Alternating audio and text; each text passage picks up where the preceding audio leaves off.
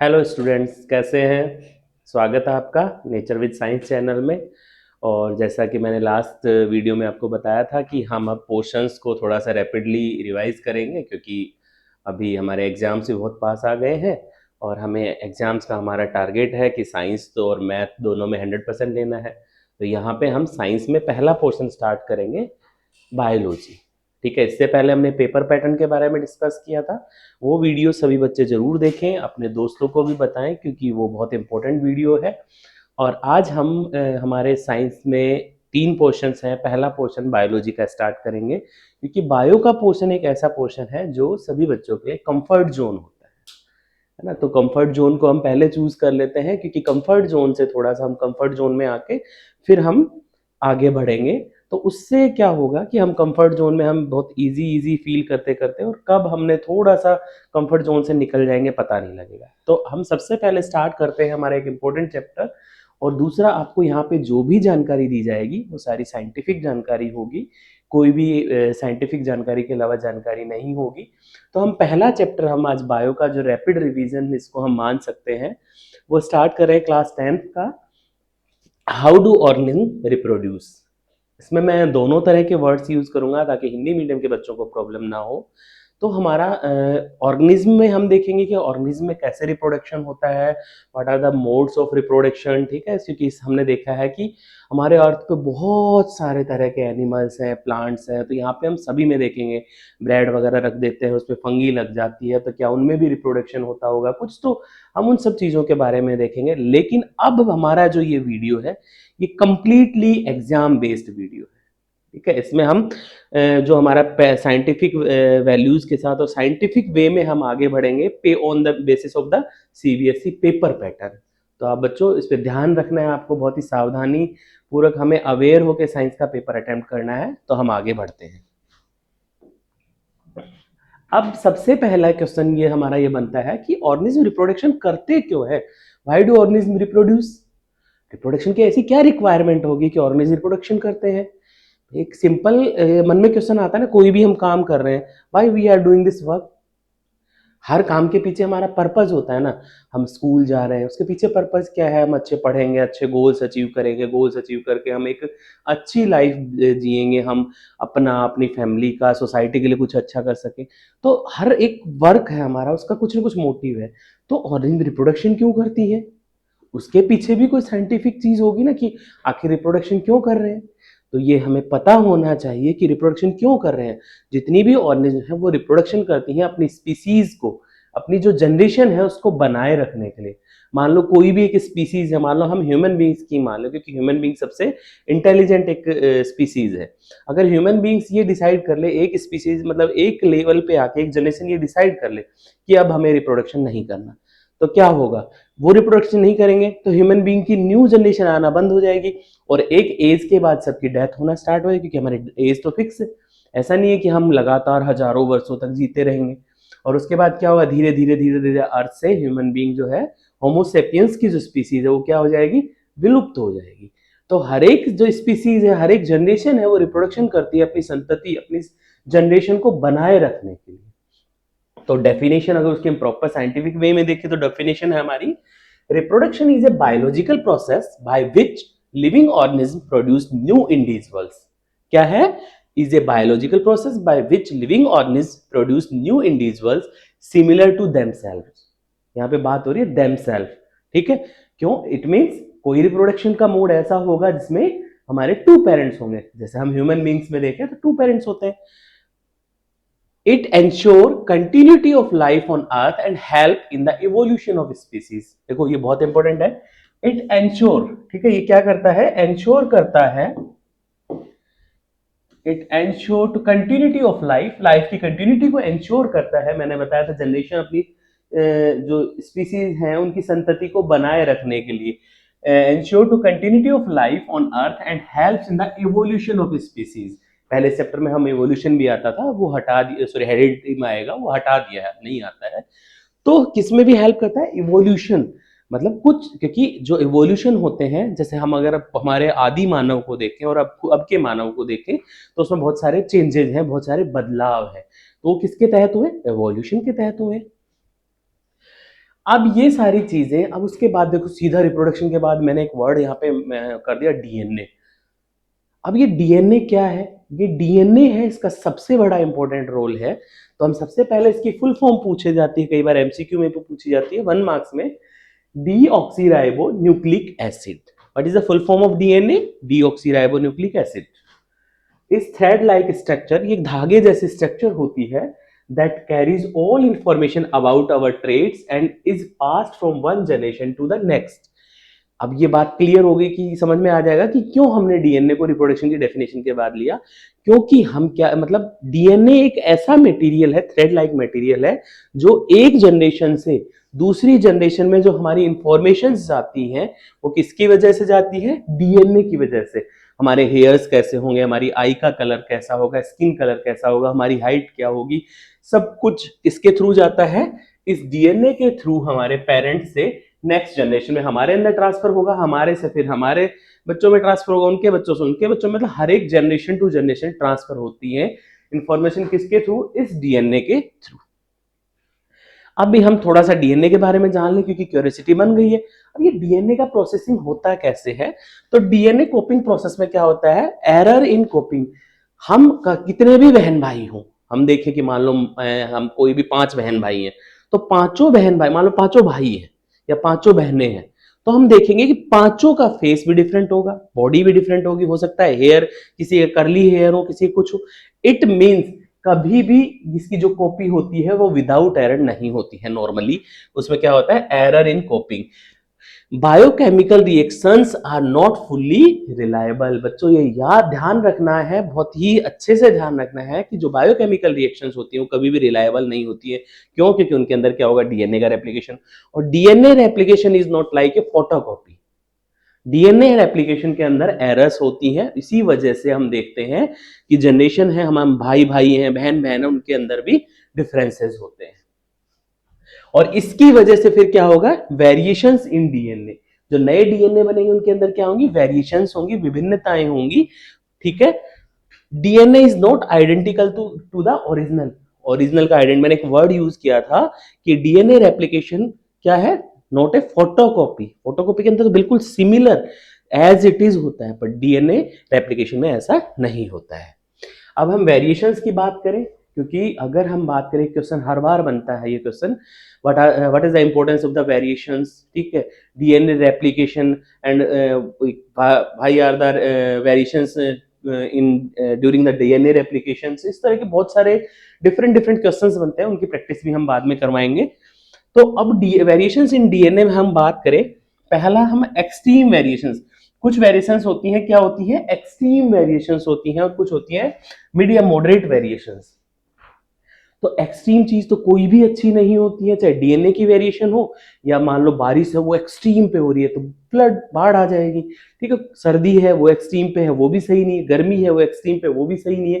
तो एक्सट्रीम तो कुछ भी सही नहीं है। तो ये क्या है? New cells can not function. ठीक है, न्यू सेल्स जो बनेंगे फंक्शन नहीं करेंगे, फंक्शन नहीं करेंगे तो क्या होगी? मर जाएंगी, सेल्स डाइज, मर जाती है।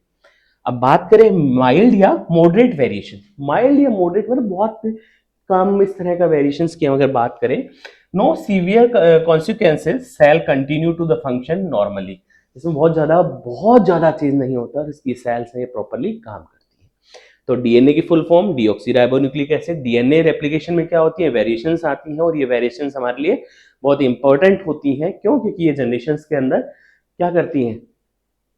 आगे की स्लाइड में देखते हैं, क्योंकि ये क्वेश्चंस माइंड में आपके आना चाहिए कि वेरिएशंस का इंपॉर्टेंट क्यों है हमारे लिए लाइफ में, और इनका क्या इंपॉर्टेंस है। इंपॉर्टेंस ऑफ वेरिएशंस, ये बहुत इंपॉर्टेंट है, ये बहुत बार पूछा जाता है ये क्वेश्चन, लगभग हर बार ही पूछा जाता है किसी न किसी फॉर्म में, 1 मार्क्स में, 2 मार्क्स में, 3 मार्क्स में, 5 मार्क्स में। Variations help organism adapt to the changing environment. पहला, वेरिएशंस क्या करती हैं? उस स्पीसीज को उस एनवायरमेंट में रहने के लिए अडेप्टेशंस, अनुकूलताएं प्रदान करती हैं उस एनवायरमेंट में। मतलब क्या करेगा? मान लो एकदम से कोई किसी का है, कोई एनवायरमेंट है, ठंड का, बहुत ज्यादा ठंडी का एनवायरमेंट है, आइस वाला एनवायरमेंट है, या जैसे हम अगर रेगिस्तान की बात करें, डेजर्ट की बात करें, तो जो वहां पे कैमल है उसके अंदर क्या आ गए? अडेप्ट हो आ गए हैं चेंज के लिए, उस एनवायरनमेंट में चेंज के लिए उसके अंदर क्या एडेप्टेशंस आ गई थी कि एक बार वाटर ड्रिंक करने के बाद वो 15 दिन तक बिना पानी पिए रह सकता है, उसके पैर होते हैं वो क्या होते हैं, फोमी गद्दीदार होते हैं, है ना। It provides stability to species and supports evolution. और ये जो वेरिएशंस क्या करती हैं, स्टेबिलिटी प्रदान करती हैं हमारी स्पीसीज को, ठीक है, और इवोल्यूशन को सपोर्ट करती हैं, इवोल्यूशन को सहारा एक तरह से उसको मतलब इवोल्यूशन को आगे बढ़ाने में मदद करती है। DNA variations lead to different form of the species and the creation of new species. देखो ये भी बहुत इंपॉर्टेंट है, DNA variations lead to different form of species, different form of species को लीड करती हैं and creation of new species. अब different different form होंगी तभी तो धीरे धीरे एवोल्यूशन होगा और हमारी न्यू स्पीसीज का फॉर्मेशन होगा, ठीक है। तो इसमें ये पॉइंट भी बहुत इंपॉर्टेंट है। अब हम बढ़ते हैं रिप्रोडक्शन की तरफ। Difference between the type of reproduction. तो मेनली यहां पे हम 3 तरह का रिप्रोडक्शन देखेंगे, बट 3 तरह के रिप्रोडक्शन में मेनली 2 तरह का रिप्रोडक्शन होगा। कौन कौन सा? Asexual reproduction and sexual reproduction, ठीक है। तो हम यहाँ पे बात करते हैं, थोड़ा सा इंट्रोडक्शन में इंट्रो कर लेते हैं। एसेक्सुअल एंड सेक्सुअल, ये वैसे भी डिफरेंसेस पूछे जाते हैं एग्जाम में, किसी न किसी वे में पूछे जाते हैं, तो आपको हर एक चीज को ध्यान से देखना है। और मैंने पहले ही बताया यहाँ हम रैपिड रिवीजन टाइप में ले रहे हैं, इसलिए उसको जो स्लाइड्स और डिफरेंट फॉर्म में है पूरा आपको मतलब ये नोट्स फॉर्म आप उसको मान सकते हैं।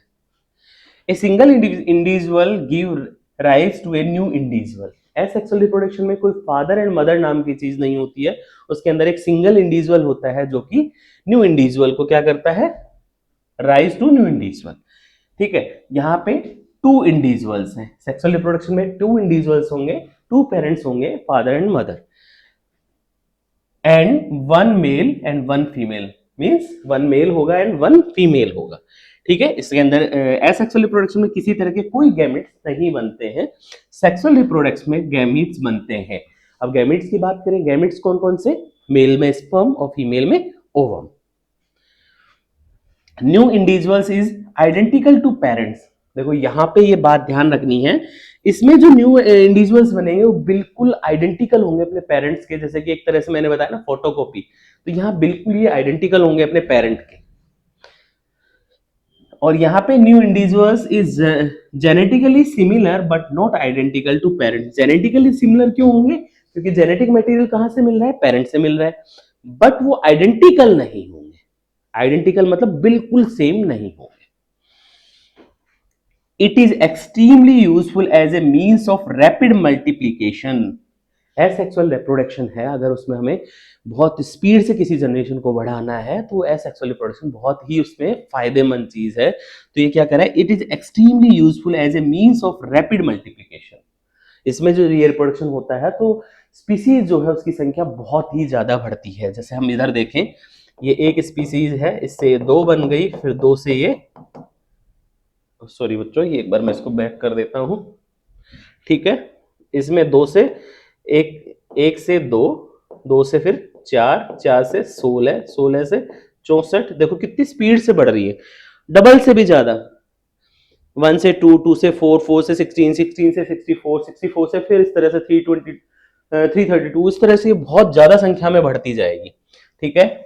It is useful to generate more variation species, ठीक है। इसका एक अलग ही यूज है कि ये किसके लिए है? Variations in species. Sexual reproduction, it is useful to generate more variations in species.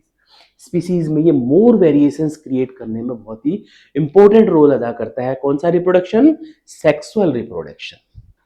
Asexual reproduction किन में होता है? माइक्रो ऑर्गेनिज्म में होता है, और सेक्सुअल किस में होता है? प्लांट्स एंड ह्यूमन बीइंग्स में।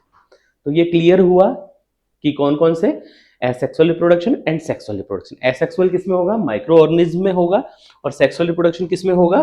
प्लांट्स एंड ह्यूमन बीइंग्स में।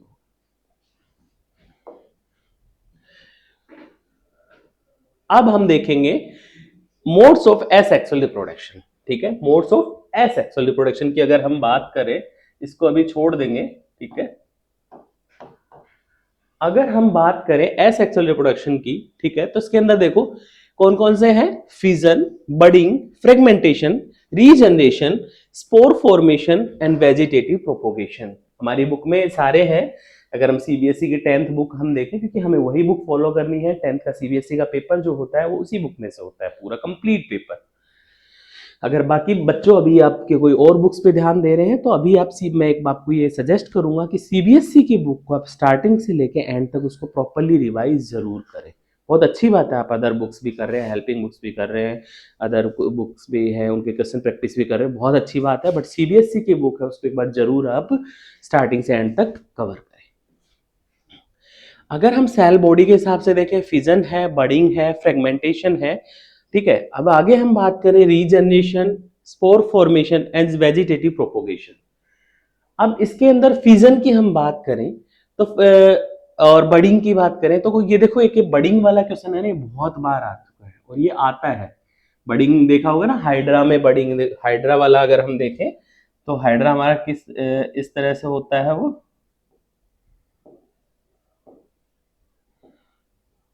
और उसमें इस तरह से बडिंग निकलती है। कुछ याद आ रहा है बच्चों? इस तरह से उसके अंदर बडिंग निकलती है और फिर वो अपने पेरेंट इससे ऐसे अलग हो जाता है वो, ठीक है। और एज ए मतलब फिर वो धीरे धीरे ग्रो कर जाता है और फ्री लिविंग बीइंग की तरह वो बिहेवियर करता है। और फिजन की अगर हम बात करें, फिजन क्या है? Fission and fragmentation. यहाँ पे फिजन में एक वर्ड और आता है, बाइनरी फिजन।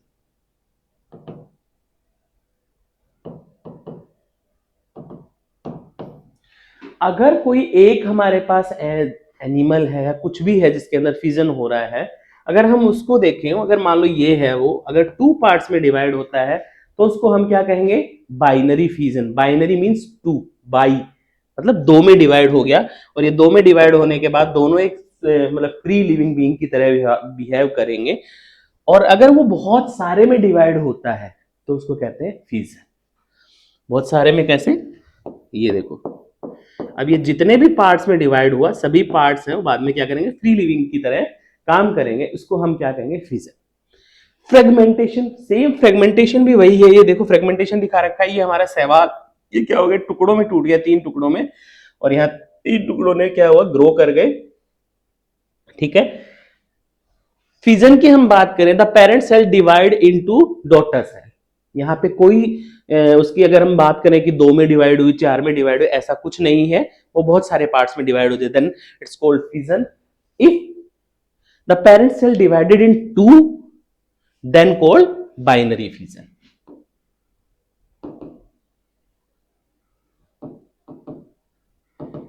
समझ में आ रहा है? बाइनरी मतलब 2 में डिवाइड हो रहा है। Fragmentation, the organism breaks up into small pieces upon maturation, each piece develops into new individual. और ये किस में होता है? ये spirogyra. Spirogyra is a algae, शैवाल, जो है ग्रीन ग्रीन कलर की होती है वाटर के ऊपर, ठीक है। अगर अब हम आगे बात करें रीजनरेशन की, ठीक है। रीजनरेशन मतलब रीजनरेशन की पावर हमारी बॉडी में होती है? कुछ सोचो सोचो, दिमाग लगाओ। यस, हमारी बॉडी में एक ऑर्गन में होती है, और वो ऑर्गन कौन सा? हमारा लीवर। कहते हैं ना लीवर ट्रांसप्लांट हुआ है, तो उसमें कंप्लीट लीवर ट्रांसप्लांट नहीं होता, क्योंकि अगर मान लो लीवर ट्रांसप्लांट में उसका पूरा लीवर ले लिया तो वो कैसे सर्वाइव करेगा? उसमें लीवर का एक टुकड़ा लिया जाता है, एक पार्ट लिया जाता है, और वो रीजनरेट करके कंप्लीट लीवर का वहां पे रीजनरेशन होता है। Regeneration, if organism is somehow cut or broken into many pieces, each piece grown into a complete organism. Example, planaria and hydra। क्या क्या एग्जाम्पल है? Planaria and hydra. अब हम बात करें, ये हमारा क्या है? प्लेनेरिया है। प्लेनेरिया क्या है? ये 3 पीसेज में डिवाइड हो गया, और हमने देखा बाद में उसके रीजनरेट हो गया, मतलब इसने पूरी बॉडी इसने डेवलप कर ली, इसने ऊपर की बॉडी डेवलप कर ली, इसने नीचे, इसने ऊपर की, इस तरह से पूरा हो गया, ठीक है। तो ये क्या है? रीजनरेशन। कभी देखा छिपकली की पूंछ टूट जाती है और कुछ टाइम बाद उसमें वापस आ जाती है, it's also example of regeneration. Budding, budding किस में है? मेनली बडिंग हाइड्रा में है, ठीक है। और ये देखो हाइड्रा में भी क्या है? रीजनरेशन भी है। हाइड्रा में दोनों है, लेकिन हाइड्रा में ये बडिंग वाला है ना, ये बडिंग वाला हाइड्रा में अक्सर पूछा जाता है, तो इसको थोड़ा सा ध्यान से पढ़ेंगे। Budding in hydra, a bud is form. Bud मतलब एक उभार, और ये देखो ये बड, ये देखो छोटा सा बड निकल रहा है ये, ठीक है। ये फिर ये छोटा सा और बड़ा, यहाँ पे ये और बड़ा हो गया बड, और ये और बड़ा हो गया, और ये उसके बाद अलग हो गया, ठीक है। और अलग होके ये क्या है, फ्रीली एक अपने आप को मतलब छोटा है, उसके बाद ये धीरे धीरे बड़ा हो जाएगा और ये फ्री अपने लाइफ है उसको सरवाइव करेगा। A bud is formed which develops into teeny individual. It detach from parent. Detach मतलब से हट जाएगा body upon the maturation and develops into new individual. Example hydra. और बडिंग किस में भी होती है, यीस्ट में भी बडिंग होती है। ये हमारा यीस्ट है, धीरे धीरे इसमें बड का डेवलपमेंट हो रहा है, ये देखो इसमें। और फिर ये तीनों बड क्या है, टूट जाएंगे, डिफरेंट डिफरेंट पार्ट्स में डिवाइड हो जाएंगे, और तीन हमारे इससे क्या बन जाएंगे, यीस्ट बन जाएंगे। अगला हमारा आता है स्पोर फॉर्मेशन। अगर हम बात करें स्पोर फॉर्मेशन की, स्पोर जैसा वर्ड से देखो, बहुत सारी चीजें हमारी वर्ड से क्लियर हो जाती है। स्पोर्स का फॉर्मेशन होगा उस रिप्रोडक्शन में। हम कौन सा रिप्रोडक्शन पढ़ रहे हैं, एसेक्सुअल रिप्रोडक्शन पढ़ रहे हैं। Spores are small bulb like structures which are covered by the thick wall. ये क्या है, थिक वॉल है, इसको जो कवर किए हुए है क्या है, थिक लाइक। और स्पोर्स किसके अंदर होंगे, इसके अंदर होंगे। Under the favourable conditions they germinate and produce new organism. देखो एक वर्ड यूज किया है मैंने यहाँ पे, फेवरेबल कंडीशंस। इसका मतलब क्या है, जब फेवरेबल कंडीशंस नहीं होंगी, एक्सट्रीम कंडीशंस होंगी, तो ये जो वॉल है ये इसको प्रोटेक्ट करेगी और ये एनवायरनमेंट में एज ए स्टोन पड़ा रहेगा, अपने आप को बहुत लंबे टाइम तक इसी तरह पड़ा रहेगा। और जब फेवरेबल कंडीशंस आएंगी तो इसके अंदर से ये स्पोर्स निकलेंगे और ये क्या करेंगे, जनरेट होके अपनी लाइफ को स्टार्ट करेंगे। और स्पोर फॉर्मेशन किस में होता है, एग्जाम्पल अगर, क्योंकि एग्जाम्पल हमें सबका याद होना चाहिए। अगर हम रीजनरेशन का बात करें, रीजनरेशन किस किस में था, हाइड्रा और प्लेनेरिया में था, ठीक है। अगर हम बडिंग की बात करें तो किस में था, हाइड्रा एंड यीस्ट में था। और अगर हम बात करें स्पोर फॉर्मेशन की बात करें तो स्पोर फॉर्मेशन किस में था, राइजोपस में था। फ्रेगमेंटेशन किस में था, स्पाइरोगायरा में था। ये याद रखने हैं। और फिर ये स्पोर्स हैं, clear. Spore formation favourable conditions होंगी तो उससे स्पोर्स निकलेंगे और हर एक स्पोर एक न्यू लिविंग बीइंग बना देगा, ठीक है, एक माइक्रो ऑर्गेनिज्म को बनाएगा। और अगर फेवरेबल कंडीशंस नहीं है तो वो स्पोर्स को, ये वॉल है क्या, उसको प्रोटेक्ट करेगी। स्पोरेंजियम है, एक स्टोन की तरह पड़ा रहेगा। तो इनको एसेक्सुअल रिप्रोडक्शन है, इनको छोड़ना नहीं है। ये क्वेश्चंस बनते हैं, हाइड्रा वाला तो लगभग बना है, हर बार सा ही बना है, ठीक है। अब अगला आता है हमारा वेजिटेटिव प्रोपोगेशन। सर ये क्या है, ये तो वेजिटेबल का सर नाम आ रहा है, vegetative propagation. Yes, vegetable. Vegetable किससे मिलती है, प्लांट से। It means vegetative propagation found in plants. Clear, vegetative propagation, vegetable. तो वेजिटेटिव प्रोपोगेशन किस में मिलेगा, प्लांट्स में मिलेगा हमें। तो हम प्लांट्स में इसको, और इसका एक ही तरीका नहीं है। देखो कुछ प्लांट्स होते हैं, हम आलू है, घर में बहुत सारे लोग गार्डनिंग करते हैं, आलू को काट के लगा देते हैं, है ना, बहुत सारे पार्ट्स में लगा देते हैं, ठीक है। तो आलू में उसको लगा दिया हमने। एक प्लांट होता है ब्रायोफिलम, उसकी पत्तियां गिर जाती हैं, पत्तियों को गिर के लगा देते हैं, पत्ती से ब्रायोफिलम घर में बहुत लोगों ने देखा होगा। पत्थर चट्टा ब्रायोफिलम उसी स्पीसीज का है जिसको पत्थर चट्टा भी बोलते हैं, उसकी भी पत्ती गिराते हैं, वो लग जाता है। हरे सरहास की पत्ती लगी, बोगनविलिया है, उसका स्टेम लग जाता है ना। तो बहुत सारे तरीके होते हैं, उन सब तरीकों के बारे में हम देखेंगे इसमें। Vegetative propagation in many plants, new plant develop from vegetative parts such as. अगर वेजिटेटिव प्रोपोगेशन की डेफिनेशन की बात करें तो क्या होगा, new plant form without seed. New plant है, क्या होगा, न्यू प्लांट विदाउट सीड। इसमें नए प्लांट का जो फॉर्मेशन होगा वो प्लांट के किसी भी पार्ट से होगा, विदाउट सीड, सीड से नहीं होगा ओनली। तो अब हम नेचुरल मेथड और आर्टिफिशियल मेथड। तो पहले हम नेचुरल मेथड की बात करें, by underground the stem. Stem को हमने नीचे दबाया, उससे नया बन गया। एग्जाम्पल क्या है, पोटैटो, सिंपल, आलू। बाय लीव्स, लीव्स का मैंने बताया ही, हम उसकी पत्तियां लगा देते हैं, पत्तियों से नई कलियां निकल जाती है, नए बर्ड्स निकलते हैं, वो क्या है, ब्रायोफिलम। बाय रूट्स, क्या है, उसकी रूट को तोड़ा और हमने रूट को लगा दिया, तो ये किसमें होगा, डहेलिया और स्वीट पोटैटो, ठीक है। अब हम इसमें हम बात करें benefits of vegetative propagation and tissue culture, ये हम बाद में बात करते हैं। पहले हम आर्टिफिशियल मेथड्स को देखते हैं। आर्टिफिशियल मेथड्स में अगर हम बात करें, लेयरिंग, लेयरिंग मतलब उसके ऊपर लेयर बनाई जाती है, ठीक है, जैसा कि वर्ड से ही क्लियर हो रहा है। और लेयर किसमें बनाई जाएगी, लेमन, रोज एंड जैस्मिन, ठीक है।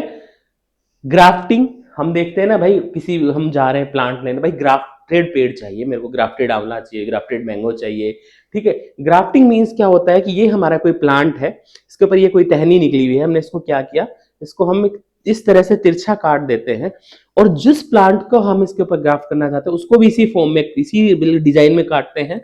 जैसे ये हमारे पास है, तो इसको हम इस तरह से कट करेंगे और इस तरह से कट करके दूसरे को भी इसी तरह से कट करेंगे, इसको हटा देंगे और दूसरे को इसके ऊपर लगा देंगे। ये दूसरा हमने इसके ऊपर लगा दिया और इसको हम इस तरह से यहाँ से बांध देंगे। तो फिर हम देखेंगे थोड़े टाइम बाद इसके जाइलम फ्लोएम प्रॉपर उसके अंदर ग्रो कर जाता है, वो हमारा ग्राफ्टिंग कहलाता है। ग्राफ्टिंग के एग्जाम्पल एप्पल, ऑरेंजेस, वाटरमेलन, ठीक है, ऑर्नामेंटल प्लांट्स एक्सेट्रा। अब हम बात करें कटिंग की, बात करें stem cutting.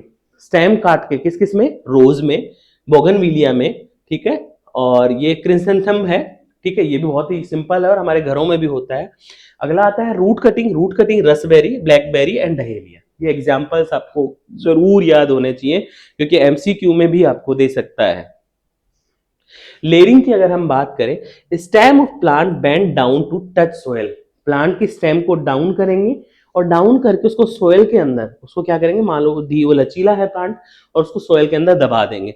Stem come into the contact with soil, roots develop from the stem. जो स्टेम का पार्ट सोइल को कांटेक्ट करा है या हमने उसको बिल्कुल दबा दिया है सोइल में, वहां पे रूट्स निकल जाएंगी। Stem is cut once root have developed. Stem को मान लो ये वाला पार्ट है उसका सोइल में लगा हुआ है, उसको हमको यहाँ से काट देंगे, यहाँ से काट देंगे, वो प्लांट अलग हो गया और ये नया प्लांट है, इसका फॉर्मेशन हो जाएगा। Stem is cut once root have developed, new plant grow from the rooted stem. Clear? Grafting. Grafting से आजकल सब बच्चे परिचित हैं बहुत अच्छे से। Stem of plant is cut, cut stem, इसको देखो इसका क्या कहेंगे, साइकोन कहेंगे हम, is fitted into another strong plant. ये थोड़ी स्पेलिंग बेटा देख, कोई बात नहीं, ठीक है। रूट मतलब इसके अंदर नॉर्मली ग्राफ्टिंग में क्या देखा जाता है, ग्राफ्टिंग में जो प्लांट लिया जाता है हम देखे थे कि उसकी रूट्स हैं उस एनवायरनमेंट के अकॉर्डिंग होनी चाहिए, वहां के एडेप्टेशंस के अकॉर्डिंग होनी चाहिए कि उसकी रूट्स वहां के एनवायरनमेंट को शूट कर रही हो, और उसके ऊपर वहां के एनवायरनमेंट में ना शूट करने वाले प्लांट है उसकी ग्राफ्टिंग करते हैं। लेकिन ऐसा नहीं है, किसी भी प्लांट की किसी पे भी ग्राफ्टिंग नहीं होती है। इसको हम ज्वाइंट करेंगे, मैंने बताया था किस तरह से उसको कट कर रहे, और फिर cover with grafting wax, wax लगा देंगे या हम उसके ऊपर टेप मार देंगे। Scion and root stock. Root stock मतलब जो हमने, जो वहां का लोकल जंगली प्लांट जिसको भी बोलते हैं, एंड ग्रो टुगेदर, और वो ग्रो करेंगे together. New plant develops with the characteristics of the both plants. और न्यू प्लांट है उसके अंदर फ्रूट कैसा आएगा, जैसे मान लो मैंने एक नॉर्मल जंगली आम के ऊपर दशहरी आम की ग्राफ्टिंग कर दी है, तो रूट्स तो वहां पे जंगली है, मैंगो की है, वो जंगली मैंगो है, वो बहुत अच्छे से ग्रो करेगा, न्यूट्रिशन लेगा उस मिट्टी से क्योंकि अडेप्टेड है, और हमारे उसके ऊपर दशहरी आम भी लगेंगे। और दूसरी साइड अगर जंगली वाले पार्ट जो है उससे भी अगर हमारी कोई ग्रो कर रही है तो उसमें दोनों तरह के आम। क्लियर बच्चों? ये हमारा वेजिटेटिव प्रोपोगेशन है। अब वेजिटेटिव प्रोपोगेशन के क्या बेनिफिट्स हैं? Quick and cheap method to produce many plants. Quick and cheap method to produce many plants. अगर इसकी हम बात करें तो जैसे मान लो कोई, इसमें इसका यूज भी क्या है, ठीक है, कोई प्लांट है वो विलुप्त होने है वाला है, रेड डाटा बुक में उसको हमने लिख दिया है, और मान लो उसको मतलब प्लांट, उसके कोई एक दो प्लांट ही बचे हैं और अब हम उसको बचाना चाहते हैं, तो हम उसको क्या करेंगे, हम उसका नीचे टिश्यू कल्चर है, हम उससे एक टिश्यू लेंगे और उससे हम हजारों की संख्या में प्लांट डेवलप करेंगे। ये सब काम लेबोरेटरी में होगा। धीरे धीरे उन प्लांट्स को डेवलप करके हम इतने से टिश्यू को ये देखेंगे इसको, और हम उसको धीरे धीरे उससे हजारों की संख्या में प्लांट एक साथ डेवलप कर सकते हैं, हजारों क्या लाखों की संख्या में भी कर सकते हैं। Disease free plant can be produce. ठीक है, इसके द्वारा डिजीज फ्री प्लांट क्यों होगा, क्योंकि मान लो उस एनवायरनमेंट में हम दूसरे प्लांट को सर्वाइव करवाना चाहते हैं, वो सर्वाइव नहीं कर पाता है, डिजीज या कुछ न कुछ हो जाता है, लेकिन यहाँ पे रूट किसकी है, वहीं के प्लांट की है, उस एरिया के अडेप्टेड प्लांट की है। Desire trait can be introduce. Desire trait हो गई ना, हमने जंगली जो मैंगो था उसके ऊपर हमने दशहरी मैंगो, ठीक है, या मियाजाकी मैंगो, या हमने केसर मैंगो, कोई भी मैंगो है उसके हमने क्या की, उसके ऊपर क्राफ्टिंग कर दी। Genetically identical plant are produce. और जेनेटिकली क्या होते हैं, आइडेंटिकल प्लांट डेवलप होते हैं।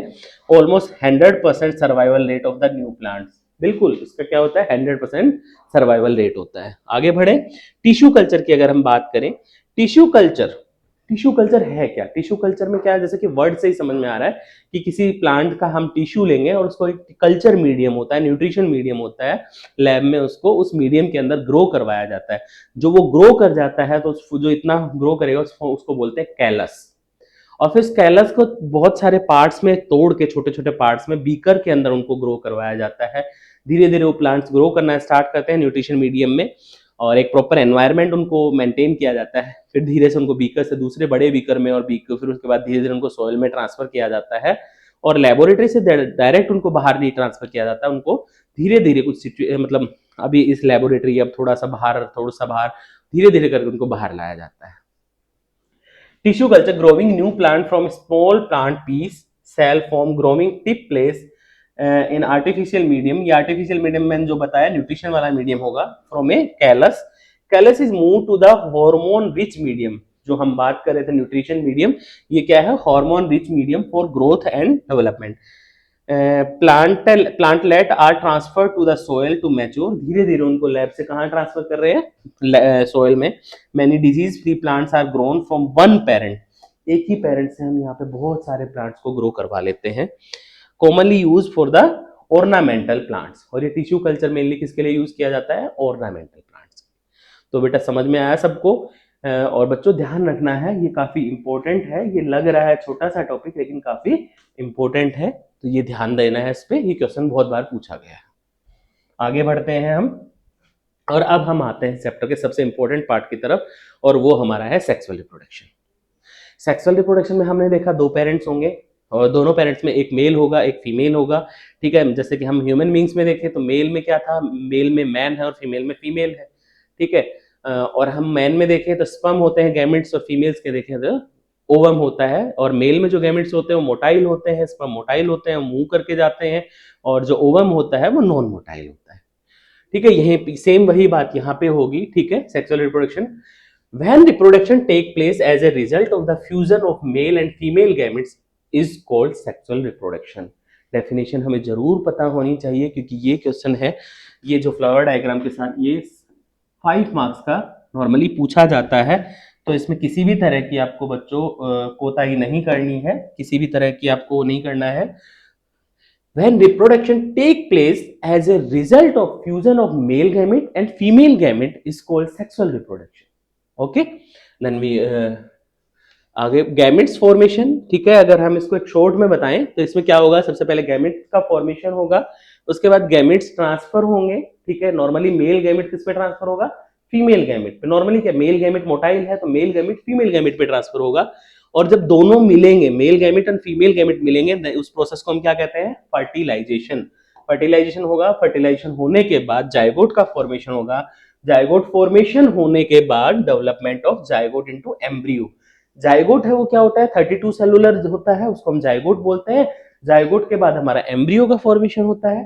एम्ब्रियो फॉर्मेशन के बाद growth and development of embryo into a whole new individual, और जब फिर उसके बाद वो ग्रो करेगा और न्यू इंडिविजुअल का फॉर्मेशन होगा। ये था शॉर्ट। अब हम इसको देखते हैं। हम अगर हमारे फ्लावर की बात करें तो हमारा भी प्लांट्स के अंदर सेक्सुअल रिप्रोडक्शन हो रहा है, और उसके अंदर रिप्रोडक्शन के लिए पार्ट क्या है? फ्लावर। फ्लावर की अगर हम बात करें, फ्लावर 2 तरह के हो सकते हैं। एक हो सकता है यूनिसेक्सुअल फ्लावर हो सकता है, उसके अंदर या तो मेल गैमेट होंगे या फीमेल गैमेट होंगे। एक बाइसेक्सुअल, यहाँ पे जो फ्लावर दिखाई दे रहा है ये बाइसेक्सुअल फ्लावर है, इसके अंदर मेल गैमेट्स भी हैं और फीमेल गैमेट। ठीक है, तो आपको फ्लावर का लेबल डायग्राम पूरा आपको प्रॉपर तरीके से याद होना चाहिए, क्योंकि ये डायग्राम भी पूछा जाता है। अब इसके अंदर देखते हैं हम, सबसे पहले देखते हैं ग्रीन कलर के हैं, ये क्या कहलाते हैं? सेपल्स। क्या कहलाते हैं? Sepals. Usually green and provide protection to flower during bud stage. Bud stage में देखा होगा फूल इस तरह से बंद होता है ग्रीन कलर के इन पत्तों सेपल्स से, तो ये क्या कहता है? उसको प्रोटेक्शन देता है। और सेपल्स के बाद आता है पेटल्स। पेटल्स हमारे नॉर्मली क्या होते हैं? कलरफुल होते हैं। तो सर सेपल्स तो हमारे ग्रीन थे और पेटल्स हमारे कलरफुल क्यों होंगे? भाई पेटल्स कलरफुल नहीं होंगे तो इनकी तरफ मधुमक्खियां या कुछ कीट होते हैं, कुछ इंसेक्ट्स होते हैं, वो इनकी तरफ अट्रैक्ट नहीं होंगे, और अट्रैक्ट नहीं होंगे तो पॉलिनेशन नहीं होगा। इसीलिए हमारे जो पेटल्स होते हैं वो क्या होते हैं? कलरफुल होते हैं। Petals are colourful by brightly coloured and have strong fragrance. Strong fragrance होती है अट्रैक्ट करने के लिए, to attract the pollinators, pollination करने वाले इंसेक्ट्स, ये हमारी जो मधुमक्खी है इन सबको। उसके बाद हमारा एक पार्ट आता है, देखो ये दिखाई दे रहा है, ये हमारा पार्ट है, ये हमारा क्या है? एंथर। ठीक है, ये हमारा एंथर है, और एंथर हमें पता क्या है? हमारा male gamete. Okay, anther produce pollen grains. इस एंथर से क्या प्रोड्यूस होते हैं? Pollen grains. और ये एंथर में जो प्रोड्यूस हो रहे पोलन ग्रेन्स, ये हमारे क्या है, मेल गैमेट। और इस एंथर के अंदर हजारों लाखों की संख्या में पोलन ग्रेन्स प्रोड्यूस होते हैं। इतनी ज्यादा संख्या में क्यों प्रोड्यूस होते हैं, ताकि अगर कुछ खत्म भी हो जाए, खराब भी हो जाए, तो वो हमारा पोलिनेशन हो सके और पोलिनेशन के बाद फर्टिलाइजेशन हो सके। अब उसके बाद आता है फिलामेंट। फिलामेंट मतलब किसको कहा गया है, it forms the stalk that bears anther. ये जो आपको दिखाई दे रहा है नीचे वाला ये पार्ट, ये फिलामेंट है, जिसके ऊपर क्या लगा हुआ है, एंथर। ये हमारा फिलामेंट है। अब हम बात करते हैं स्टिग्मा। ये देखिए, ये हमारी क्या है, स्टिग्मा। ठीक है, ये हमारी स्टिग्मा हो गई है। अब स्टिग्मा के नीचे अगर हम चलेंगे, स्टिग्मा के नीचे ये हमारी क्या है, स्टाइल है। जैसे कि उसमें फिलामेंट था, उसमें ये हमारी स्टाइल है। ठीक है, स्टाइल के बाद अगर हम आगे बढ़े इसमें, तो हम इसमें देखेंगे ये हमारी जो दिखाई दे रही है, ये क्या है, ovary. Stigma, style and ovary, और इन सबको मिला के क्या कहा गया है, पिस्टिल। तो हमारा देखिए स्टिग्मा, ठीक है, stigma received pollen grain during the pollination. Pollen grain pollination के दौरान, ये देखो ये अलग से डायग्राम दिखा रखा है। पोलिनेशन के दौरान ये जो पोलन ग्रेन आता है हमारा, वो किसके ऊपर आता है, स्टिग्मा के ऊपर। ये देखो ये पोलन, हमारा पोलन ग्रेन आ गया, और यहाँ पे किसका जनरेशन हो गया, पोलन ट्यूब। और ये पोलन ट्यूब जाके कहाँ पे, फीमेल गैमेट से मिल गया। मैंने कहा था ना, मेल गैमेट मोटाइल होता है, ये मोटाइल है, और ये जाके फीमेल गैमेट से मिल गया। और दोनों के मिलने के बाद क्या हुआ, दोनों के फ्यूजन के बाद क्या हुआ, फर्टिलाइजेशन हुआ। फर्टिलाइजेशन के बाद हमारा क्या बनेगा, जाइगोट, और जाइगोट के बाद एम्ब्रियो। स्टिग्मा के बाद स्टाइल होगी, मैंने बताई ये जो भगवा कलर में बनी हुई है। Elongated structure connect stigma and ovary, pollen tube travel through the style to reach the ovule. Pollen tube इसी स्टाइल में ही मूव करती है। अब हम बात करते हैं ओवरी की। Basal swollen part of the pistil converts into fruit after fertilization. बहुत बहुत इंपॉर्टेंट है कि हमारी जो ओवरी होती है वो फर्टिलाइजेशन के बाद किसमें चेंज होती है, कन्वर्ट्स इनटू फ्रूट। किसमें, फ्रूट में। ये क्वेश्चन अक्सर पूछा जाता है और अक्सर हमसे गलती होती है। Ovary after fertilization converts into fruit. Ovule present inside ovary consist of female gamete site of fertilization. ये भी क्वेश्चन बहुत बार गलत मैंने देखा है बच्चे करते हैं कि फर्टिलाइजेशन कहाँ होगा, फर्टिलाइजेशन किसमें होगा, ओव्यूल में, क्योंकि पोलन ट्यूब से पोलन ग्रेन वहां पे पहुंचेगा और वहां पे ओव्यूल में फर्टिलाइजेशन होगा। क्लियर। तो ये डायग्राम भी बहुत बार पूछा गया है। ये भी लास्ट ईयर ये वाला डायग्राम पूछा गया था, और लास्ट टू लास्ट ईयर ये वाला पूछा गया था 5 मार्क्स में। तो इसमें क्या होता है, अगर पूछा जाए show the pollen tube germination then show this diagram. यहाँ पे पोलन ग्रेन आएगा, फिर पोलन ग्रेन आने के बाद यहाँ पे केमिकल का सिक्रीशन होता है, केमिकल सिक्रीशन होता है, उसके पीछे पीछे पोलन ट्यूब का जर्मिनेशन होता है। ये क्वेश्चन भी आता है कि पोलन ट्यूब है उसके अंदर किस तरह का मूवमेंट होता है, तो उसमें हम बताएंगे कीमियोट्रैपिक, केमिकल की तरफ उसका मूवमेंट होता है, कीमोट्रैपिक बोलते हैं उसको। ठीक है, तो ये क्लियर है दोनों डायग्राम। फ्लावर में अगर आपसे सेक्सुअल रिप्रोडक्शन पूछा जाए, ये वाला। पोलन ट्यूब जर्मिनेशन अगर पूछा जाए या फर्टिलाइजेशन शो करना हो, तो ये वाला diagram. Reproduction in plants, stamen या male reproductive organ, pistil, carpel. ठीक है, पिस्टिल भी कहते हैं उसको, कार्पल भी कहते हैं, ये फीमेल रिप्रोडक्टिव ऑर्गन होता है।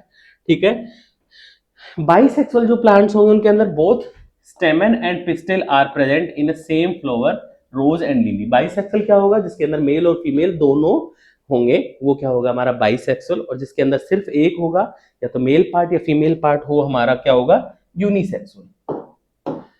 ठीक है, पार्ट्स ऑफ सीड। ठीक है, सीड में क्या होगा, सीड कोट होगा, सीड के ऊपर एक कोट होता है। ठीक है, उसमें एम्ब्रियो होगा। ठीक है, और इसमें क्या होगा, कैटिलिडियन।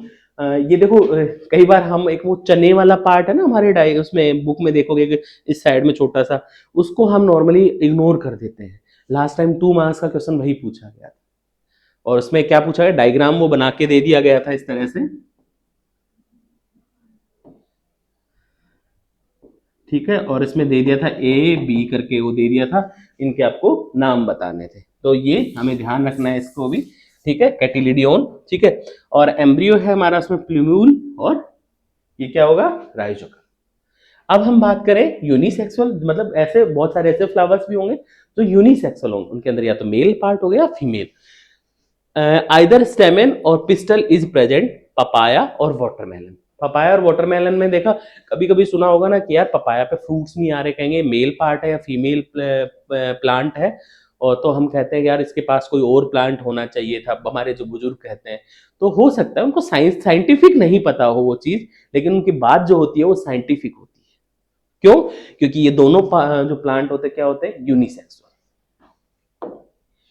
अब हम रिप्रोडक्शन इन प्लांट्स फिर से हम आगे बढ़ते हैं, क्योंकि ये उसी का पार्ट है। क्योंकि अभी हमने देखा पोलन ग्रेन देखा हमने, क्योंकि इस एंथर से पोलन ग्रेन निकल गया, लेकिन पोलन कैसे पहुंचेगा ये सब भी तो देखना है। पोलन, अगर हम बात करें पॉलिनेशन की, ठीक है, पॉलिनेशन दो तरह का होगा, सेल्फ पॉलिनेशन और क्रॉस पॉलिनेशन। सेल्फ पॉलिनेशन मतलब उसी फ्लावर में अगर दोनों पार्ट हैं उसी में सेल्फ पॉलिनेशन होगा। देखो मैं लास्ट स्लाइड एक बार फिर से आता हूं। सेल्फ पॉलिनेशन मतलब इसी एंथर से निकले जो पोलन ग्रेन है वो इसी की स्टिग्मा पे आते हैं, इट्स कॉल्ड सेल्फ पॉलिनेशन। इसी फ्लावर के पोलन ग्रेन्स इसी की स्टिग्मा पे आते हैं और पोलन ट्यूब का जर्मिनेशन होता है, और वहां पे कहां पे? ओव्यूल में जाके, ओवरी में ओव्यूल में जाके फर्टिलाइजेशन करते हैं, और वहां पे फ्रूट का फॉर्मेशन और सीड का फॉर्मेशन हो रहा है। वो क्या है? हमारा सेल्फ पॉलिनेशन। ठीक है। It is transfer of pollen to stigma of the same flower, it is occur only in bisexual flowers. देखो ये कंडीशन है only in bisexual, it does not lead to genetic diversity. Genetic diversity इसलिए नहीं होगी ना, उसी flower के वे different flower से आएगा तो जेनेटिक डाइवर्सिटी आएगी, उसके भी करेक्टर्स आएंगे ना।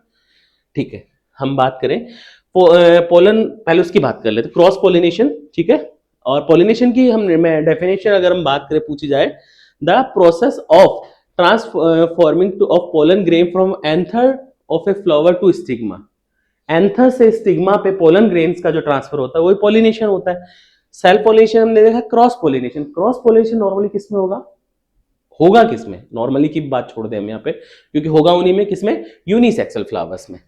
It is a transfer of pollen to stigma of another flower of the same plant और another plant of same kind. It take place both in unisexual and bisexual. Normally किसमें होगा? Unisexual में, but दोनों में हो सकता है। It leads to genetic diversity. इसका एक ये है कि ये क्या है? जेनेटिक डाइवर्सिटी को लीड करता है। Pollen grains containing male gametes land on the surface of the stigma after pollination।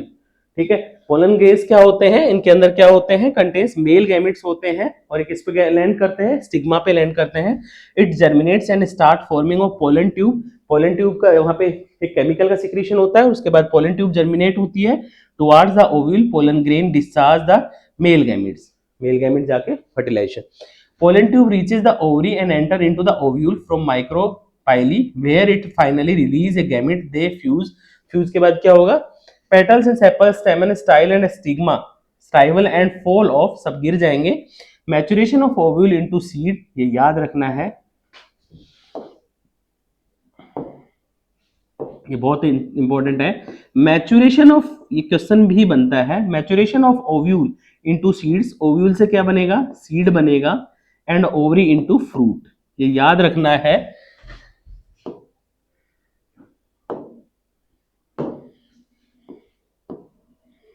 Ovary किस में चेंज हो रही है? फ्रूट में चेंज हो रही है। ठीक है, और ओव्यूल किस में चेंज हो रहा है? सीड में। Ovule into seed and ovary into fruit.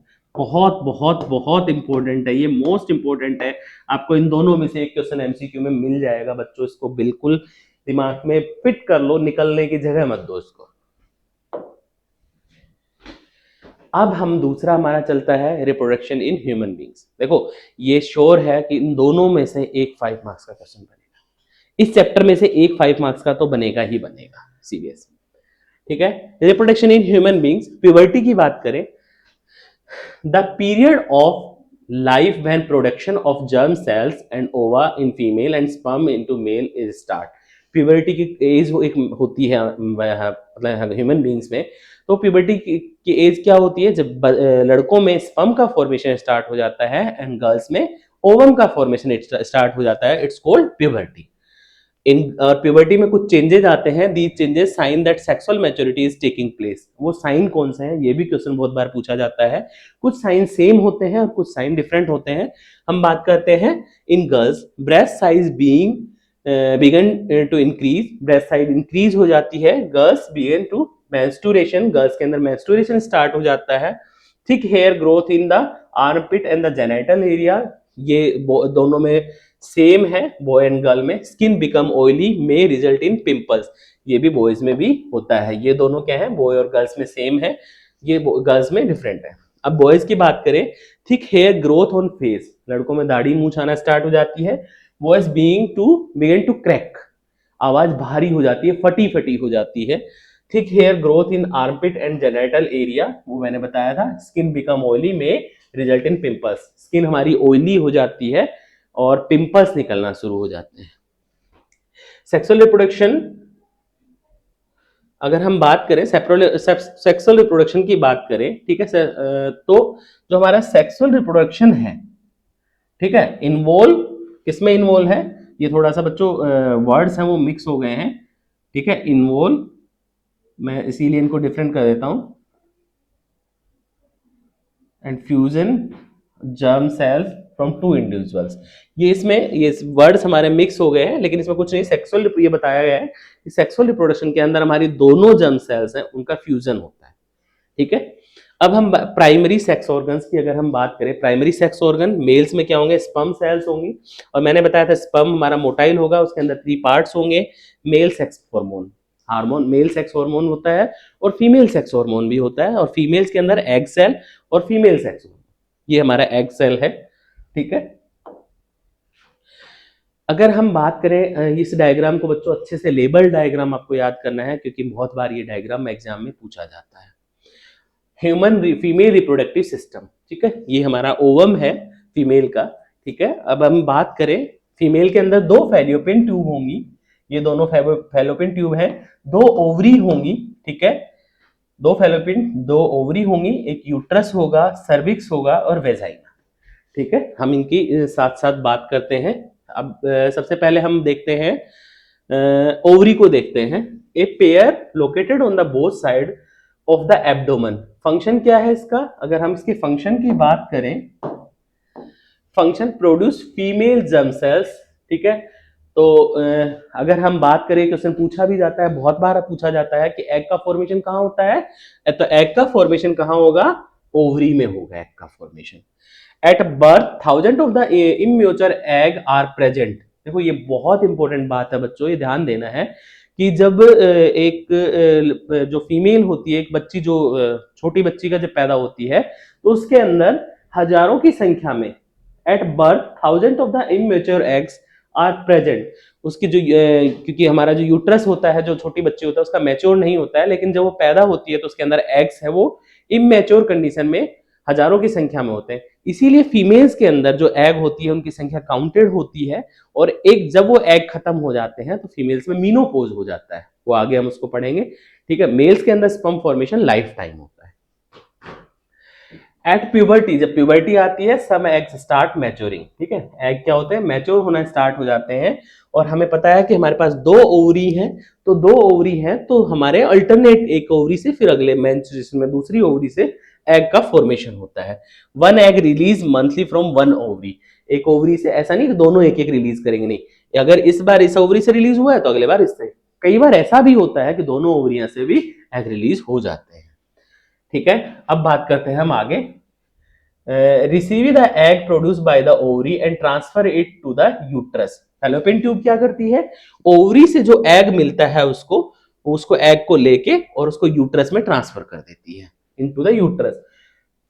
Fertilisation fusion of gamete take place here, बहुत बहुत बहुत इंपॉर्टेंट है कि ह्यूमन बींग्स के अंदर फर्टिलाइजेशन कहाँ होता है फीमेल में, then answer is fallopian tube, ठीक है। Fallopian tube is the place where the fertilization take place.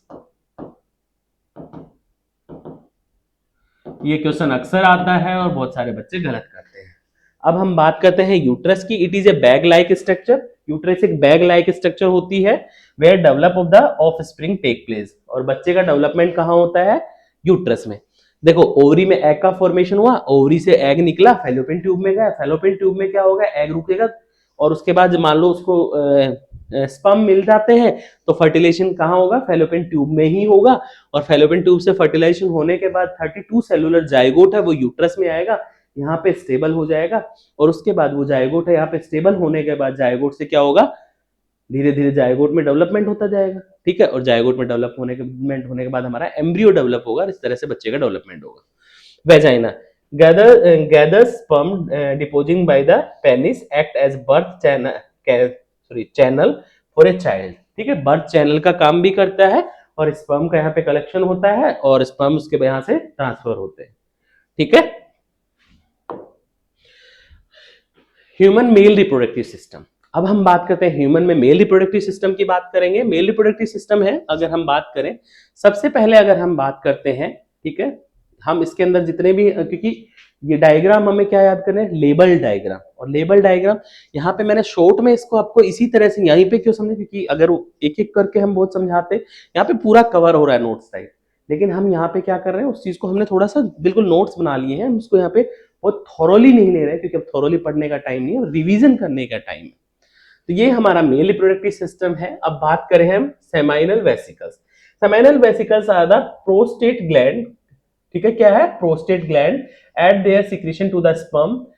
Seminal vesicles क्या करती हैं, एक सिक्रीशन रिलीज करती हैं, ठीक है, स्पर्म के लिए रिलीज करती हैं। This fluid provide the nourishment, ये क्या करता है, ये फ्लूइड नरिशमेंट देता है किसको, स्पर्म को, to sperm and make their transport easy, और उनका ट्रांसपोर्ट इजी भी करता है, न्यूट्रिशन भी देता है और उनका ट्रांसपोर्टेशन इजी करता है, ठीक है। किसका वर्क फंक्शन था ये, सेमाइनल वेसिकल। यूरेटर की अगर हम बात करें, ठीक है, यूरेटर का इतना इंपॉर्टेंट रोल नहीं है, यूरेटर अभी छोड़ दे हम। वासा डिफरेंस की अगर हम बात करें, it passes sperm from the testis up to urethra. Vas deferens का क्या काम है, एक ट्यूब लाइक स्ट्रक्चर होती है, ये स्पर्म को कहां, टेस्टिस से यूरेथ्रा तक पहुंचाता है, ठीक है। अगला बात करें हम टेस्टिस की, सबसे इंपॉर्टेंट है, टेस्टिस लोकेटेड इन द स्क्रटम, ठीक है, स्क्रटम में ये हमारे टेस्टिस होते हैं, स्क्रटम आउटसाइड द एब्डोमेन, वो एब्डोमेन बॉडी के बाहर होते हैं हमारे। Function produce the sperm, sperm formation कहां होती है, टेस्टिस में होती है, बहुत इंपॉर्टेंट है ये चीज, ठीक है। Produce sperm and release the testosterone, और टेस्टोस्टेरोन भी कौन रिलीज करता है, टेस्टिस रिलीज करते हैं, और टेस्टोस्टेरोन क्या है, हमारा मेल हार्मोन है। और फीमेल हार्मोन कौन था हमारा female hormone progesterone. Regulate the sperm production, causes puberty changes like the voice deepening and the body hair। और जब हमारे अंदर ये प्रोजेस्टेरोन हार्मोन स्टार्ट होता है, रिलीज होना स्टार्ट होता है, तो आवाज भारी हो जाती है, फटी फटी आवाज हो जाती है और स्पर्म फॉर्मेशन स्टार्ट हो जाता है। Testis are the scrotum outside the abdomen as sperm formation need lower temperature than body temperature. ये क्वेश्चन भी लास्ट ईयर या उससे लास्ट ईयर पूछा गया था कि why are the testis found in scrotum outside the body या outside the abdomen, क्योंकि कुछ एनिमल्स के अंदर टेस्टिस क्या होता है, बॉडी के अंदर होते हैं। तो उसका ये रीजन है कि हमारे जो टेस्टिस है उनको फॉर्मेशन के लिए कम टेम्परेचर की रिक्वायरमेंट होती है और हमारा बॉडी का टेम्परेचर ह्यूमन बींग्स का ज्यादा होता है। अगर उस टेम्परेचर में स्पर्म फॉर्मेशन होगा तो स्पर्म क्या होंगे, मर जाएंगे। इसीलिए क्या होते हैं, हमारे टेस्टिस बॉडी के बाहर होते हैं ताकि वो स्पर्म प्रोडक्शन कर सके और स्पर्म मरे ना, ठीक है। ब्लैडर है वो हमारा क्या करता है, यहाँ पे हमारा यूरिन कलेक्ट होता है, स्टोर यूरिन, ठीक है। Penis deposit sperm inside the vagina, further more dispose of urine. जो पेनिस है उसके थ्रू क्या करते हैं, वेजाइना में स्पर्म को रिलीज करते हैं, ठीक है। और यूरिथ्रा क्या, it is A common pass for both sperm and urine, ठीक है। मेल के अंदर यूरिन और स्पर्म पास के लिए कॉमन एक वे है और वो वे क्या है, यूरिथ्रा। क्लियर है बच्चों, आगे बढ़ते हैं। अब हम ह्यूमन बींग्स में रिप्रोडक्शन पढ़ रहे हैं, उसी का पार्ट आगे है, reproduction in human beings. After copulation millions of the sperm are release during the ejaculation. Ejaculation होता है तो लगभग 20 मिलियन स्पर्म एक हेल्दी पर्सन के अंदर रिलीज होते हैं, बहुत सारी संख्या में। Sperm swim towards the female gamete with the help of the tail. Sperm में एक हमने देखा था, एक हेड लाइक स्ट्रक्चर थी और एक टेल भी था, टेल था, तो हमने वो टेल उसकी क्या करता है, मूवमेंट में मदद करता है। ये सभी स्पर्म किधर जाते हैं, ओवम की तरफ मूव करते हैं। Only one sperm will fertilise the egg. जो सबसे पहले हेल्दी स्पर्म एग पे पहुंचता है वो ओनली वन स्पर्म, ऐसा नहीं कि 10-15 स्पर्म है वो पहुंच गए हैं तो सभी फर्टिलाइजेशन में हेल्प करेंगे, नहीं, only one sperm fertilise the egg, the fertilise egg will move toward the uterus. Fallopian tube में फर्टिलाइजेशन होगा, आफ्टर फर्टिलाइजेशन दो जो हमारा एग है वो किधर मूव करेगा, यूट्रस की तरफ, और यूट्रस की तरफ वो मूव करेगा, कब मूव करेगा, जब वो 32 सेलुलर जाइगोट हो जाएगा। Zygote develop into an embryo, और वो 32 सेलुलर था तब तक उसको क्या कह रहे हैं हम, जाइगोट, फिर उसके बाद उसको हम एम्ब्रियो कहेंगे, and after about 8 weeks of the development the embryo become a foetus, और after 8 week of development then we call the embryo fetus. 32 cellular zygote, after the 32 cellular the stage come embryo, and after 8 weeks we call embryo fetus. Implantation, attached of the growing embryo endometrium, ठीक है। एक क्या होता है placenta जिसको बोलते हैं, placenta है वो एम्ब्रियो से जुड़ा हुआ होता है, उसको क्या कहेंगे इम्प्लांटेशन, और उस प्लेसेंटा के थ्रू ही जो हमारा फीटस होगा, बच्चा होगा, उसको न्यूट्रिशन मिलता है, उसी के थ्रू अपने एक्सक्रीटरी प्रोडक्ट्स माँ के ब्लड में छोड़ता है। प्लेसेंटा आ गई ना बात, और ये काफी इंपॉर्टेंट है, ये आता भी है। The embryo grows inside the mother's womb and gets nourishment from the mother's blood through the tissue called placenta. उसको न्यूट्रिशन मदर के से, प्लेसेंटा एक ट्यूब लाइक स्ट्रक्चर होती है उसके थ्रू मिलता है, ठीक है। Villi on the placenta provide large surface area, villi जैसे हमने लाइव प्रोसेस में पढ़ा था ना, हमारी एलिमेंट्री कैनाल में उसकी जो वॉल होती है उसमें विली होती है, सरफेस एरिया इंक्रीज कर देती है, ऐसे इसके अंदर विली होता है। Villi on placenta provide large surface area of glucose and oxygen to develop embryo. और इसमें एक लाइन लास्ट में ऐड कर ले कि बच्चा जो होता है, जो डेवलपमेंट कर रहा है, जो हमारा एम्ब्रियो होता है, वो क्या करता है अपने जो एक्सक्रीटरी प्रोडक्ट होते हैं वो भी प्लेसेंटा के थ्रू मदर के ब्लड में ही छोड़ देता है। रिप्रोडक्शन इन ह्यूमन बींग्स में ही आगे हम पढ़ रहे हैं, ठीक है।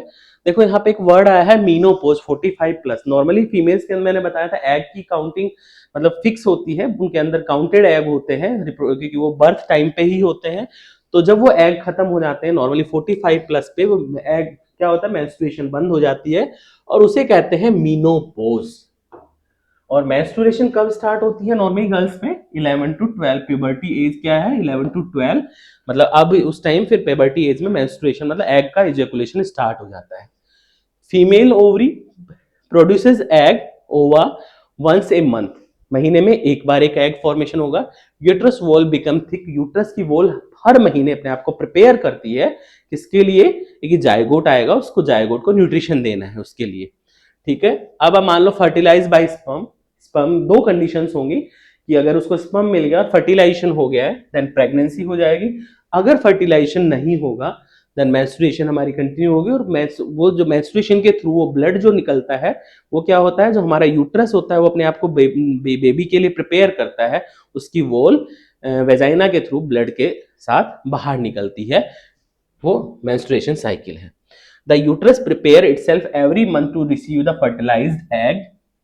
The lining of the uterus become thick and spongy. Thick हो जाती है और spongy हो जाती है क्योंकि उस जाइगोट को अपने वहां पे उसके अंदर वो जाके स्टेबल होता है और न्यूट्रिशन देती है।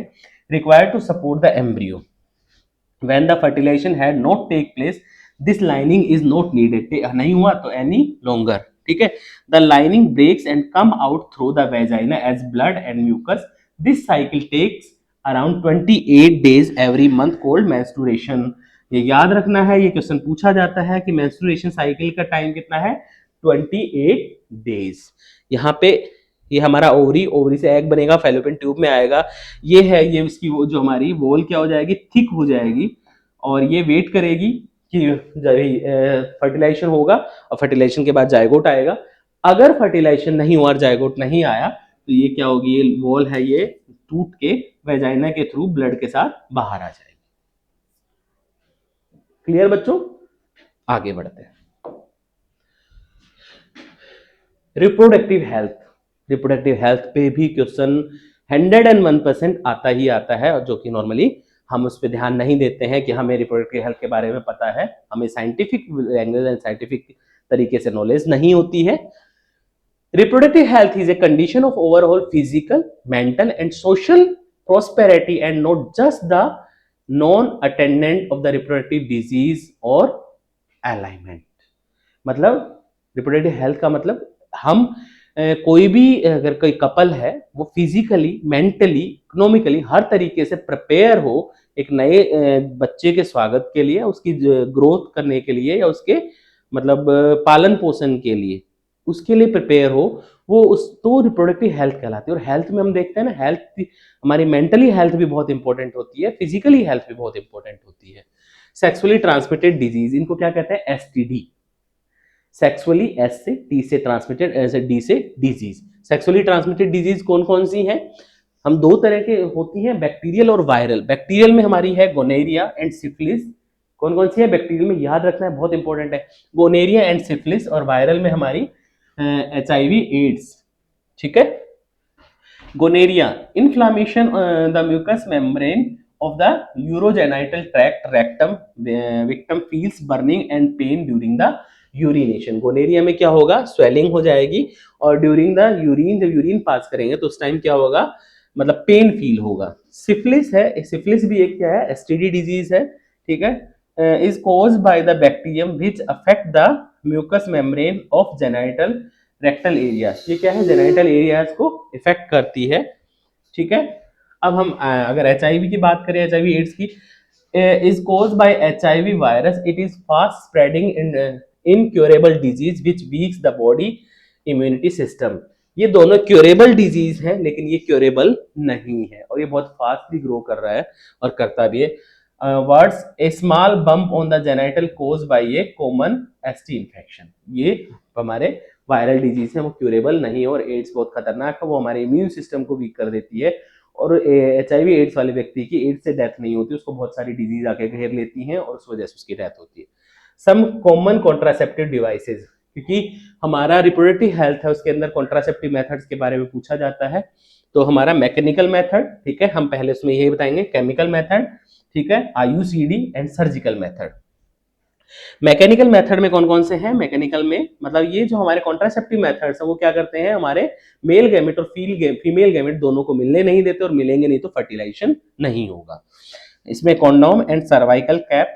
केमिकल मेथड के अंदर पिल्स जो है वो हमारा हार्मोनल इम्बैलेंस कर देती हैं उसके खाने की वजह से, और कुछ कपल्स में ऐसा होता है फिर लाइफ टाइम उनको प्रेगनेंसी नहीं हो पाती है। आईयूसीडी में लूप और कॉपर टी आता है। सर्जिकल में आता है वैक्सेक्टोमी एंड ट्यूबेक्टोमी। वैक्सेक्टोमी मेल्स के अंदर जिसे नसबंदी बोलते हैं, ट्यूबेक्टोमी फीमेल्स के अंदर होता है। वैक्सेक्टोमी में क्या होता है? जो स्पर्म ट्रांसफर किससे हो रहा था हमने पीछे देखा था, देखो अभी दिखा देता हूँ फटाफट। हमारा टेस्टिस से वासा, ये हमारी सेमाइनल वेसिकल और ये वासा डिफरेंस थी यहाँ पे, ठीक है, ये वासा डिफरेंस है, इसको क्या कर दिया जाता है? बांध दिया जाता है। तो ये स्पर्म बनेगा, स्पर्म का फॉर्मेशन होगा लेकिन स्पर्म ट्रांसफर नहीं होगा, वासा डिफरेंस को बांध दिया जाता है। और ट्यूबेक्टोमी में क्या होता है? फैलोपियन ट्यूब को बांध दिया जाता है यहाँ पे। तो ट्यूब है वो एग है, वो बनेगा, एग का फॉर्मेशन होगा लेकिन यहाँ पे ही इसको बांध दिया। अब ये एग और स्पर्म का आपस में मिलन नहीं होगा, दोनों का फ्यूजन नहीं होगा और फर्टिलाइजेशन नहीं होगा। तो वैक्सेक्टोमी एंड ट्यूबेक्टोमी समझ में आ गया। इसके लिए गवर्नमेंट काफी मतलब वो भी कर रही है, प्रोवाइड कर रही है कि जैसे कि कोई गवर्नमेंट एम्प्लॉय है तो उसको भी इसको प्रोत्साहित कर रहे हैं कि 2 बच्चों के बाद वैक्सेक्टोमी या ट्यूबेक्टोमी करवाया जाए। तो बच्चों ये हमारा रिप्रोडक्शन चैप्टर है, उसका एक रैपिड रिवीजन हमने किया। इसके अंदर आपको मैंने सारी चीजें एक शॉर्ट नोट्स के फॉर्म में दी हैं क्योंकि अब हमारा रिवीजन का टाइम है, रैपिड रिवीजन का टाइम है। तो ये रिप्रोडक्शन चैप्टर था और मैं अभी इसमें आपको किसी भी तरह की कोई भी प्रॉब्लम हो, कोई भी चीज़ समझ ना आई हो तो आप कमेंट्स में जरूर डालें। जो आपके कमेंट्स होंगे उसका आपको रिप्लाई दिया जाएगा और उसी के अकॉर्डिंग अगर आपको कोई टॉपिक समझ नहीं आया होगा, कोई भी आपको इश्यू है, तो अगला वीडियो हम उसी का बनाएंगे और आपकी समस्या को जरूर सॉल्व करेंगे। इसके बाद इसी से कनेक्टेड अगला हमारा चैप्टर है हेरिडिटी। इसके बाद अगला जो हमारा आएगा वीडियो आएगा वो हेरिडिटी का लाएंगे, लेकिन अभी सारे हम रैपिड रिवीजन लाएंगे। और बच्चों आपके जो कमेंट्स हैं वो इंपॉर्टेंट है क्योंकि आपके कमेंट्स मुझे बताएंगे कि आपको कौन सा पोर्शन समझ में नहीं आया है और किस पोर्शन में हमें क्या और मटेरियल बढ़ाने की जरूरत है। अगर कोई भी पोर्शन आपको समझ में नहीं आता है, वैसे मैंने इसमें छोड़ा कोई भी पॉइंट नहीं है क्योंकि इसके अंदर देखो मैं शुरुआत से बता देता हूँ इंपॉर्टेंट क्या है। हमारा अगर हम बात करें रिप्रोडक्शन, डेफिनेशन ऑफ रिप्रोडक्शन, उसके बाद asexual and sexual reproduction, variations बहुत इंपॉर्टेंट था वेरिएशंस, इसीलिए मैंने वेरिएशंस को 2 स्लाइड में लिया। वेरिएशंस के बाद अगर हम देखें एसेक्सुअल और सेक्सुअल रिप्रोडक्शन में, एसेक्सुअल में हमारा देखा क्या देखा हमने, फ्यूजन देखा, बाइनरी फ्यूजन देखा, ठीक है, फ्रेगमेंटेशन देखा, बडिंग देखा उसके अंदर, एंड स्पोर फॉर्मेशन देखा, इनके एग्जांपल्स इंपॉर्टेंट है। उसके बाद हमने वेजिटेटिव प्रोपोगेशन देखा, वेजिटेटिव प्रोपोगेशन में हमने टिश्यू कल्चर भी देखा जो कि काफी इंपॉर्टेंट है। एंड देन हमारा important most important part start होता है sexual reproduction in plants. Plants में हमने फ्लावर को देखा जो हमारा बाइसेक्सुअल था, हमने यूनिसेक्सुअल प्लांट्स के भी एग्जांपल देखे, बाइसेक्सुअल के भी देखे, ठीक है। तो ये हमारा प्लांट्स में रिप्रोडक्शन था। उसके अंदर हमने देखा कि किस तरह से पोलन ट्यूब जर्मिनेट हो रही है स्टिग्मा के ऊपर आके, वो सब भी हमने देखा, और पोलन ट्यूब हमारी आगे बढ़ रही थी। ये तो हमने वो डायग्राम भी देखे जो आ सकते थे। उसके बाद हमने सेक्सुअल रिप्रोडक्शन देखा, सेक्सुअल रिप्रोडक्शन में मेल देखा, मेल के अंदर मेल सेक्सुअल हार्मोन देखा, मेल गैमेट्स देखे, फीमेल देखा, फीमेल गैमेट्स देखे, फीमेल हार्मोन देखा। और उसके बाद जो मोस्ट इंपॉर्टेंट था कि अगर फर्टिलाइजेशन होता है, मेंस्ट्रुएशन साइकिल देखी, अगर फर्टिलाइजेशन होता है तो हमारा किस तरह से यूट्रस अपने आप को प्रिपेयर करता है, नहीं होता है तो मेंस्ट्रुएशन साइकिल होती है, वो भी हमने देखा। उसके बाद मोस्ट इंपॉर्टेंट प्लेसेंटा हमने देखा, और रिप्रोडक्टिव हेल्थ देखी, रिप्रोडक्टिव हेल्थ में हमने एसटीडी डिजीज भी देखी। तो हमने कोई भी टॉपिक इसमें छोड़ा नहीं है अपने रैपिड रिवीजन में। तो आगे हम आपके लिए अगला जो हमारा वीडियो आएगा वो हेरिडिटी पे आएगा। तब तक आप ये दोनों वीडियो है इनको अच्छे से देखें और अपने कमेंट्स जरूर शेयर करें। बेटा आपके कमेंट्स हैं वो बहुत वैल्यूएबल होते हैं किसी टीचर के लिए, क्योंकि आप कमेंट्स में बताएंगे आपको ये चीज़ समझ नहीं आई है या इसका आपको स्पेसिफिक वीडियो चाहिए, तो हम आपके लिए वो भी लेके आएंगे। ओके बेटा, thank you, all the best, मिलते हैं नेक्स्ट वीडियो हेरिडिटी को लेकर।